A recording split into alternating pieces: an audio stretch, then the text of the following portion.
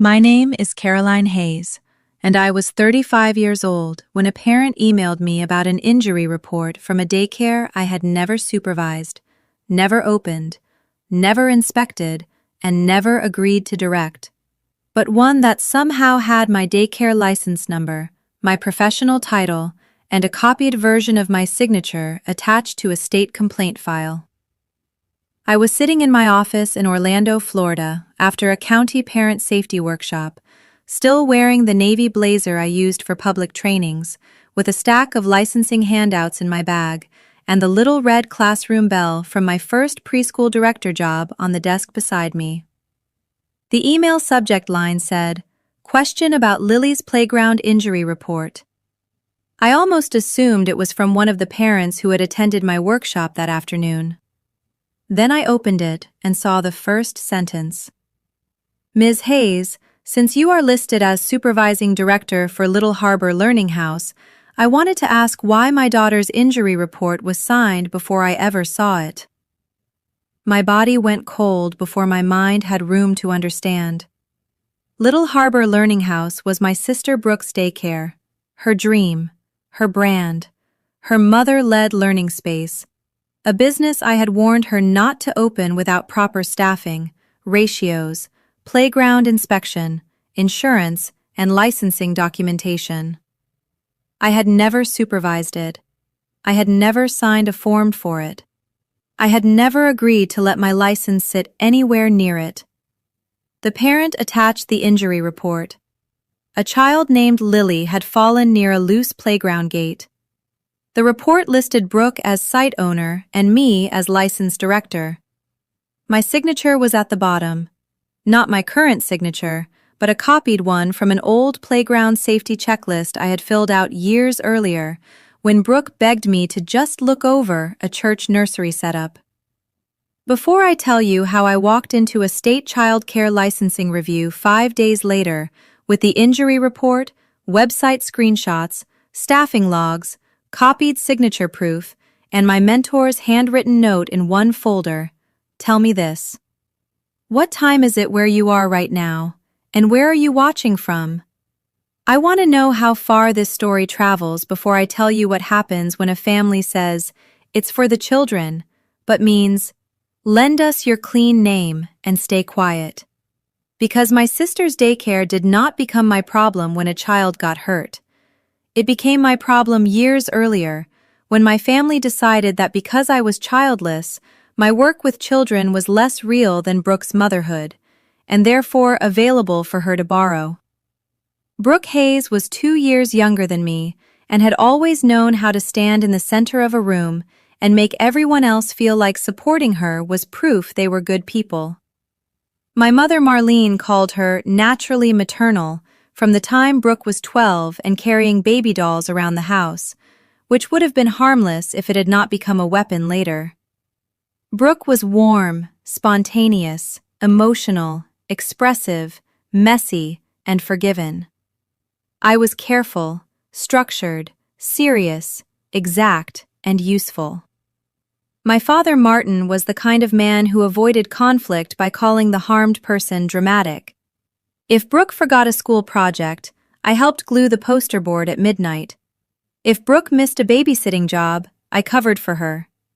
If Brooke spent the money our parents gave her for textbooks, I helped her apply for a payment extension because my mother said, "You're good with forms, Caroline." When Brooke had children, the hierarchy became permanent. She was no longer just the emotional daughter. She was the real mother. The woman with real experience, the one who understood children from the heart.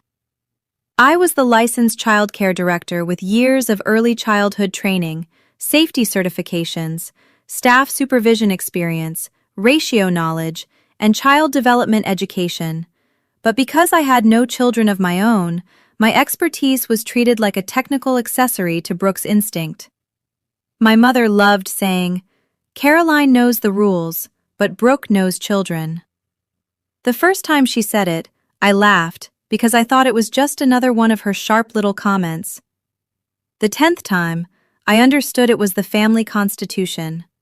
My childhood trained me to clean up after Brooke while being told not to make her feel small. When she was 13 and left 3 neighbor kids unattended in the backyard while babysitting, I was the one who ran outside when one of them climbed the fence. My mother told me not to scold Brooke because she was only trying to help. When she was 19 and volunteered for a church nursery shift, then forgot she had promised to show up, I drove across town to cover it because the coordinator was panicking. Brooke received thanks for being so involved with children. I received a headache and no gas money. At 29, I missed a final interview for a preschool director position because Brooke dropped her kids at my apartment during what she called a childcare emergency. The emergency was that she had overbooked herself and wanted to attend a boutique opening with a friend. When I confronted her, she cried and said she felt judged. My mother told me, "Maybe this is good practice for being useful, since you don't have children yet." Yet. That word carried pity, pressure, and accusation all at once. Later, when doctors told me having children might be difficult, my mother stopped saying "yet" and started saying, "with all your training," as if my professional life had become leftover motherhood in need of a recipient. My emotional anchor was Ms. Ruth Delgado, my first preschool mentor and the first person who taught me that loving children required more than soft voices and cute bulletin boards. Ruth was short, silver-haired, and absolutely terrifying when a latch was loose or a ratio was off. She ran her preschool like a place where warmth and safety belonged in the same sentence. On my second week as assistant director, I forgot to document a playground gate repair request before leaving for the day. Ruth called me back from the parking lot, handed me a clipboard, and said, "Children do not get safer because we meant well. They get safer because adults do what they said they would do." Later, when I became licensed, she gave me a small red classroom bell. It had a chipped handle and a clear, bright ring that cut through noise without sounding harsh. "A childcare license is not decoration," she told me. "It is a promise to every parent at the door." I wrote that sentence inside the cover of my first director notebook. Years later, after Ruth retired, she wrote it again on a note and tucked it inside the bell box.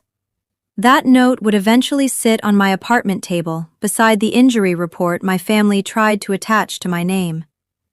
Brooke announced Little Harbor Learning House at a Sunday lunch with all the confidence of someone who believed motherhood was a business plan. She had 3 children by then, a pastel social media page, and a talent for making everything sound like a movement. "I want to create a place where children feel held, not processed," she said, while my mother wiped tears from the corner of her eyes like Brooke had just founded a hospital. The name was cute. The logo was cute. The little sailboat on the brochure mock-up was cute. The problem was everything beneath the cuteness. Staffing ratios were vague. Emergency plans were incomplete. Playground inspection was delayed. Parent handbooks had warm language but weak procedures. Staff training logs were more aspirational than real. Brooke kept saying she did not want the daycare to feel institutional. I told her licensing was not an aesthetic. It was protection. She smiled and said, "This is exactly why parents need people like me. I don't make childhood feel like paperwork." My father chuckled.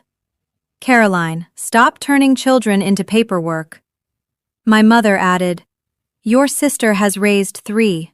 She knows what children need."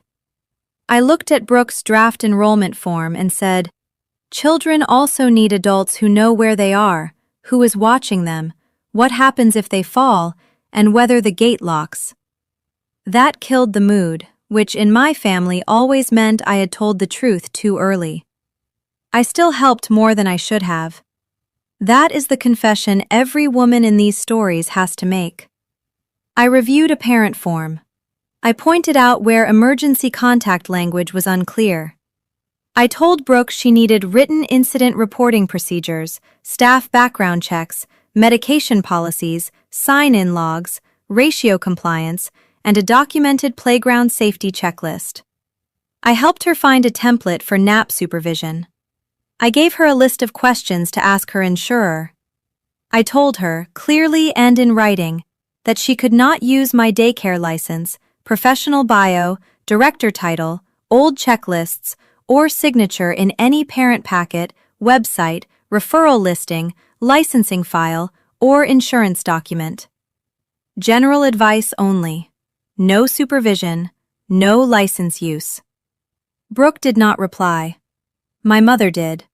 She wrote, "You always make family feel like strangers." That was her favorite kind of accusation. Vague enough to sound emotional, sharp enough to make me feel like the guilty one. The open house brunch for Little Harbor Learning House happened in a rented church activity room because Brooke's actual daycare space was not fully ready.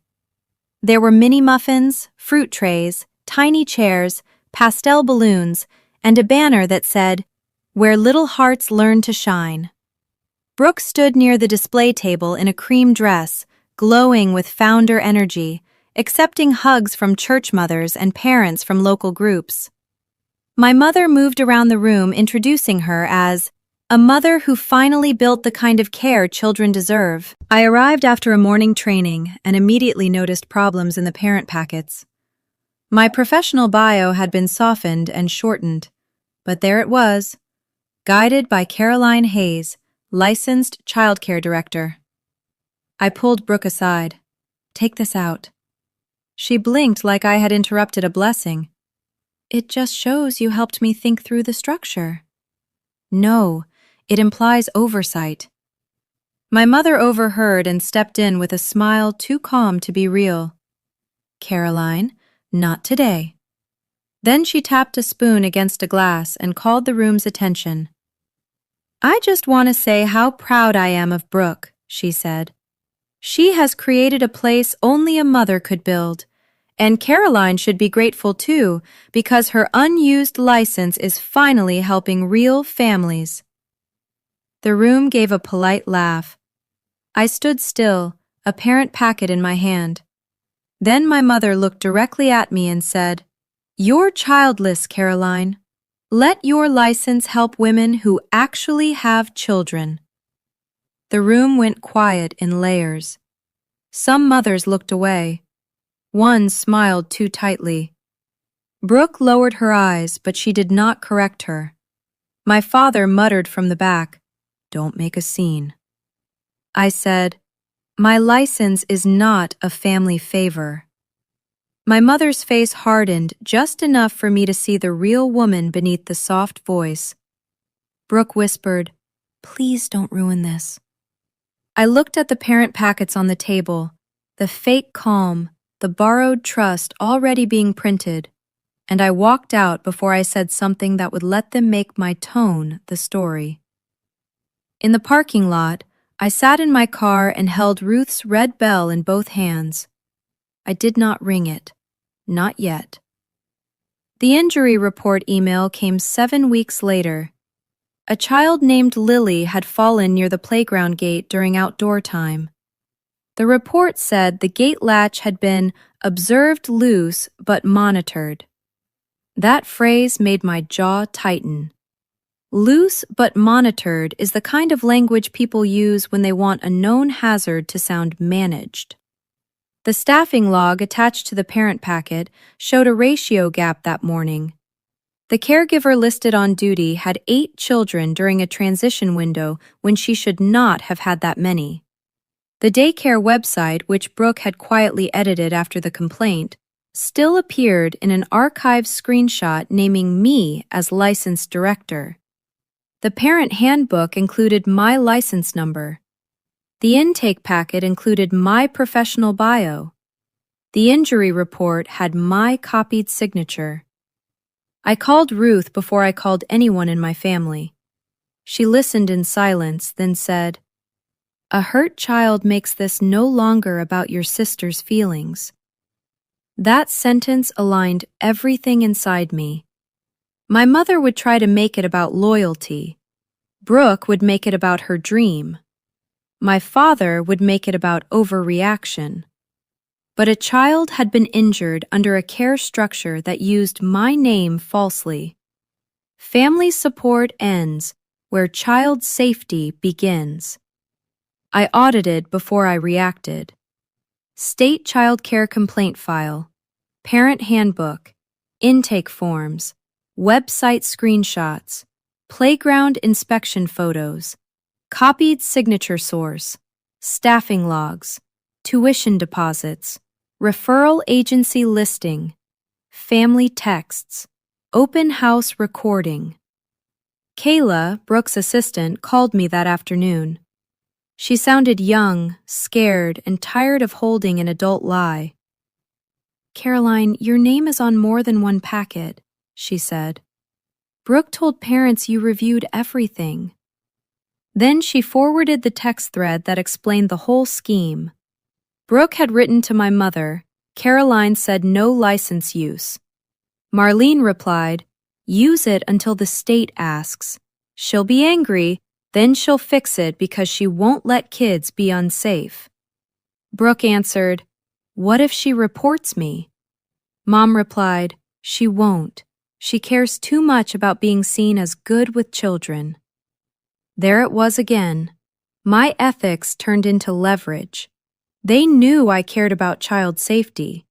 They counted on that care to trap me after they had already created risk.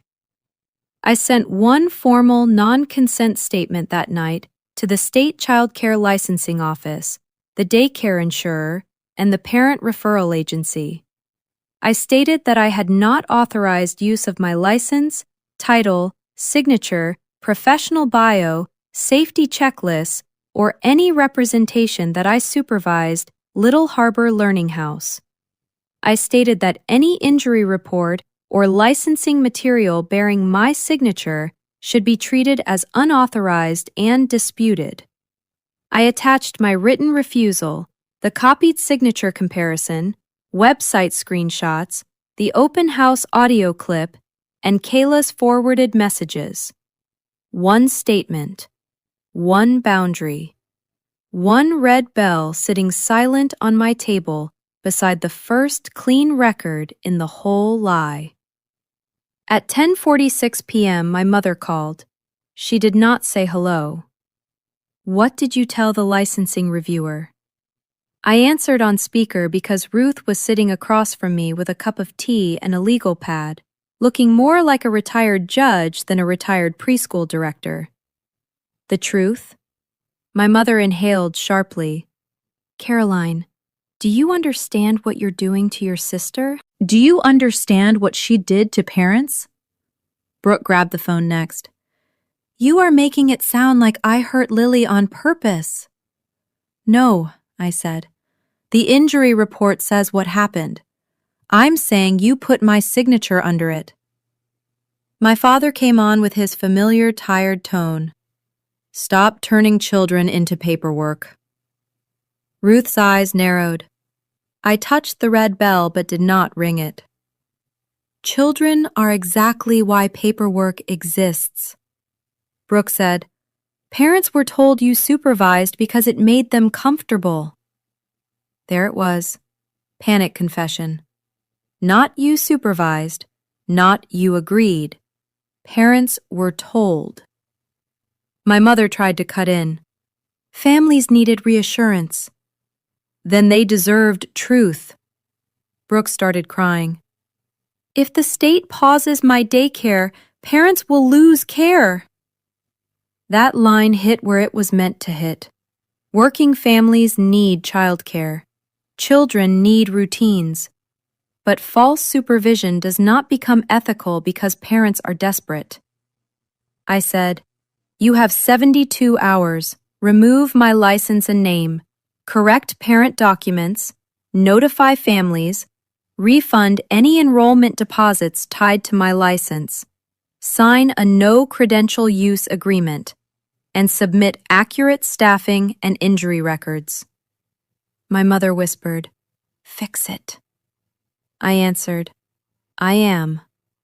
Then I hung up. The smear began before sunrise. Marlene posted that I was choosing paperwork over children. She told relatives I was jealous because Brooke had built a child-centered life while I only knew children through rules. She told church mothers I had always resented women with families. My father told people I was making a child's minor injury into a government case because I liked control. Brooke posted a soft, teary update about Little Harbor facing unexpected family sabotage during its first season. Comments poured in from mothers calling her brave, praying for the daycare, saying women should support women. I saved every screenshot. I did not answer. Ruth reminded me, do not litigate in the room with no authority. The hardest part was that I almost softened. That is the truth. I thought about the families who had paid deposits, the parents scrambling for care, the children who liked Brooke's warmth, Lily's parents who had already been frightened once and now might have to change providers.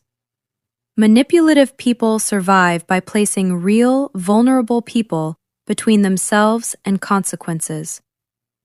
I sat at my desk the next morning with the red bell in front of me and wondered whether I should call the reviewer and say I could help Brooke correct things without making it official. Then Lily's mother emailed me again. She wrote, I just want to know who was actually responsible. I trusted the packet because of your license. I read that sentence 3 times. There it was. Parent trust. Not family drama. Trust. Borrowed trust. Stolen trust.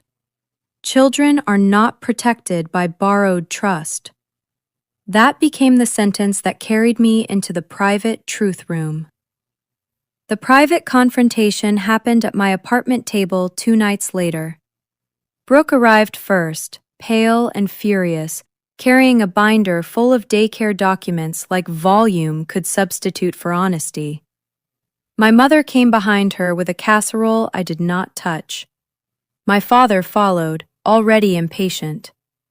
Kayla came too, and Brooke's eyes flashed when she saw her. Ruth sat beside me. On the table were the injury report, copied signature page, old playground safety checklist, parent handbook, website screenshots, staffing logs, Kayla's text thread, the open house recording, Ruth's note, and the red classroom bell. My mother looked at the bell and said, "This is theatrical." "No," I said. "It's a warning." Brooke started fast. "You did help me. Advice is not supervision. You reviewed forms. I told you what not to use. You know I'm trying to help children. Then stop lying to their parents." My father rubbed his forehead. "Caroline, do you hear yourself? This is family." Ruth spoke for the first time. Child care records do not become casual because sisters are involved. My mother turned to her. "And you are?" "The woman who taught Caroline that care without records is just hope with furniture." That stopped the table for a second. Then I placed the injury report beside the old playground checklist. Same signature, same shape, same little hesitation in the H where my pen had skipped on the original. "This was copied," I said. Brooke looked down. My mother said, "Maybe you signed more than you remember." I opened the screenshot of the website upload timestamp.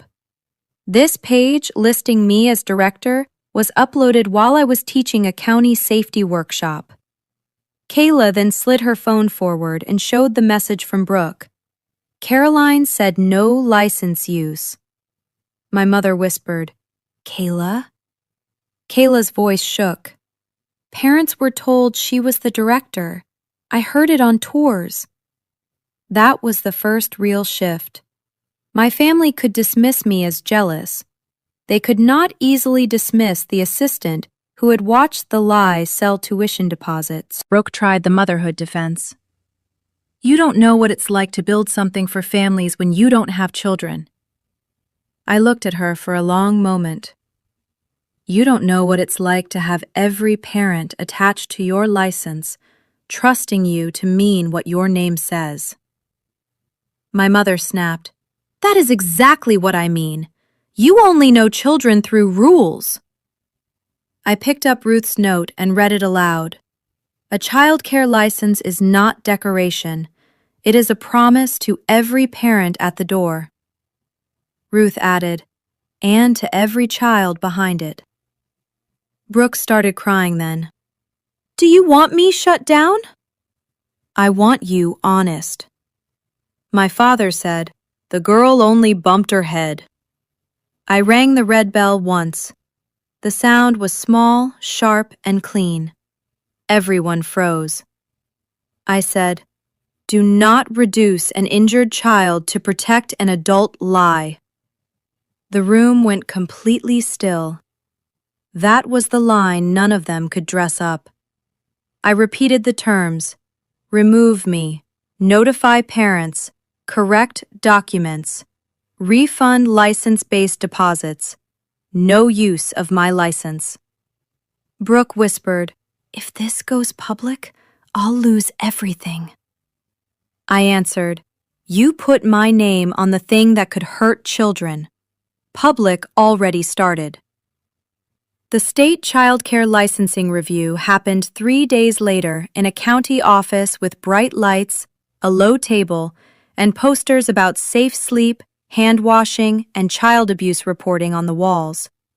Present were the licensing reviewer, an insurance representative, a parent referral coordinator, Ruth, Kayla, Brooke, Marlene, Martin, and me.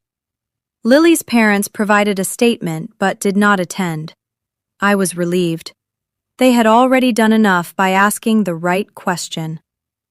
The reviewer opened by stating that Brooke's corrective response had been frozen after my non-consent statement.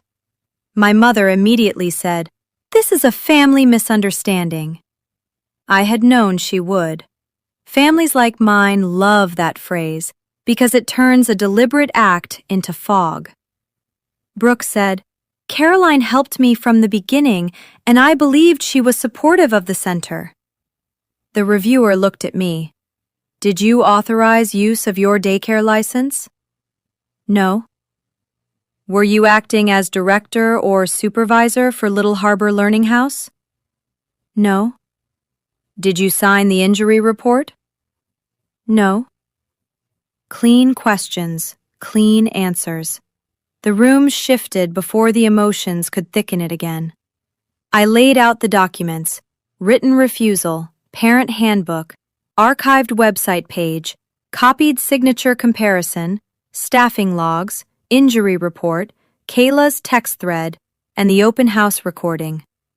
Ruth explained that licensed child care supervision requires direct oversight, accurate records, and real accountability, not a sister's advice over text. The insurance representative reviewed the file and said coverage assumptions may have been influenced by the representation of licensed supervision. The parent referral coordinator frowned at the handbook. Families enrolled under the impression that Caroline Hayes was the licensed director? Kayla answered yes before Brooke could soften it. My mother snapped, Kayla, you are making this worse.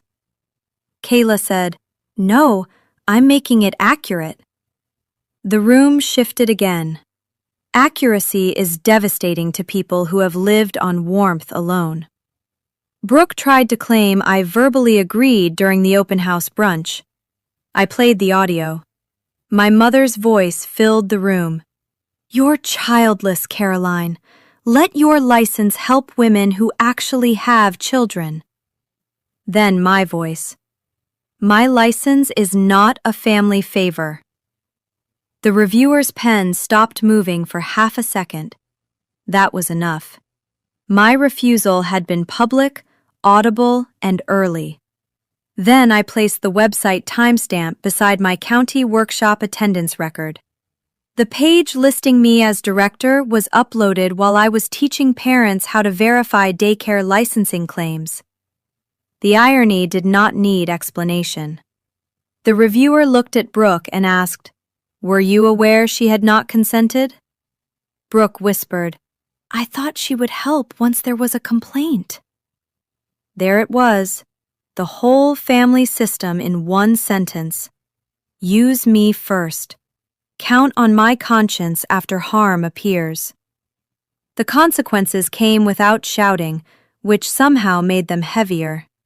The state reviewer removed me as listed director and required Brooke to resubmit all licensing and corrective documents accurately. The corrective response remained paused pending verification of staffing, supervision, playground safety, and injury reporting procedures. The parent referral agency suspended Brooke's listing until families were notified and records were corrected. The insurer required updated documents and a review of whether coverage had been misrepresented. Parents were to be notified that I had never supervised the center and that my license had been used without authorization. Any enrollment deposits tied to licensed director claims had to be addressed. The local mom-owned childcare success feature Brooke had been scheduled for that weekend was canceled. My mother cried in the hallway and said, "You ruined her dream." I looked through the glass at Brooke signing acknowledgement forms. "No," I said. "I stopped her from selling the trust she did not have." My father said, "You could have helped her quietly." I answered, "Quiet is how parents got lied to." The fallout was loud at first. Marlene told relatives I had chosen rules over children. Brooke posted nothing for a while, then wrote about a painful learning season. My mother hated that she had to remove the post accusing me of jealousy after parents began asking about false licensing claims. Kayla quit 2 weeks later and took a job at a properly licensed preschool. She texted me, "I should have said something earlier." I told her, "You said it when it mattered." Lily's mother emailed again after the review. She said, "I wish none of this had happened, but thank you for making the record honest." I printed that email and kept it with Ruth's note, not because it made the pain vanish, because it reminded me that the truth had a destination beyond my family. Brooke's daycare did not disappear overnight, but it changed. She lost families. She lost the referral listing for a while. She had to hire an actual qualified director, repair the playground gate, retrain staff, rebuild procedures, and learn that motherhood did not exempt her from record keeping. Some parents stayed because they liked her and believed she could correct the center. Others left because trust, once borrowed falsely, does not always return. That was not my punishment. That was the cost of her choice. My relationship with my family became quieter and more honest in the way a cracked wall is honest after the paint flakes off. My mother still believes I was cruel. My father still calls it that licensing mess, as if the mess arrived by weather. Brooke and I are polite at holidays and distant everywhere else. She once said, months later, "You made people think I don't care about children." I said, "You made parents think I was there." She did not answer because there was no warm way around that sentence. Ruth helped me turn the experience into something useful. At first, I resisted. I did not want to become the woman whose own sister stole her license. Ruth listened, then said, "Then do not teach betrayal. Teach parents what questions to ask." So we created the Red Bell Childcare Safety Guide with a local family safety nonprofit. It started as a one-page handout and became a workshop series. We taught parents how to verify daycare licenses, search state records, ask who the actual director is, confirm staffing ratios, request injury policies, inspect playground gates, read parent handbooks, check insurance language, and recognize warm marketing that does not match official records. We taught providers how not to borrow credentials, how to document real supervision, and how to say no when relatives ask to just put your name down for now. The first line of the guide said, "A daycare license is not a family favor." The second said, "Children are not protected by borrowed trust." At the first workshop, I placed the red classroom bell on the table. A father asked why it was there. I said, "Because warnings should be heard before a child gets hurt." A mother in the second row started crying. She told us she had enrolled her son somewhere because a brochure listed licensed supervision, but she had never asked who that person was or whether they were actually present. We showed her how to check. Another woman asked what to say when a cousin wanted to use her childcare certificate for a small home program just until licensing catches up. Ruth answered, "Licensing is not something that catches up after children arrive. It is the gate before they enter." That line made it into the next edition. The red bell became the symbol because it was not angry. It was clear. It said stop, look, listen. It said children deserve more than pretty rooms and maternal branding. It said records matter because children cannot audit adults for themselves. I still keep the bell on my office shelf. Sometimes before a parent safety workshop, I pick it up and let it ring once. I remember the open house brunch, my mother's voice, Brooke's silence, the parent email, Lily's injury report, the copied signature, the state review room, and the clean question that cut through years of family fog. Did you authorize use of your daycare license? No. Sometimes protection is that plain. A family that calls your boundaries selfish while hiding child safety risk under your license does not want help. It wants trust without consent. My clean name was not her childcare permit. My childless life was not unused motherhood. My rules were not jealousy. They were the line between a warm promise and a safe room. If your family used your professional name to reassure parents and then called you cold for telling the truth, would you still call that love? And if the red bell that once helped guide preschoolers safely became the warning that protected children from borrowed trust, would you keep it silent to preserve family peace? Or would you ring it loud enough for every parent at the door to finally ask who is really responsible?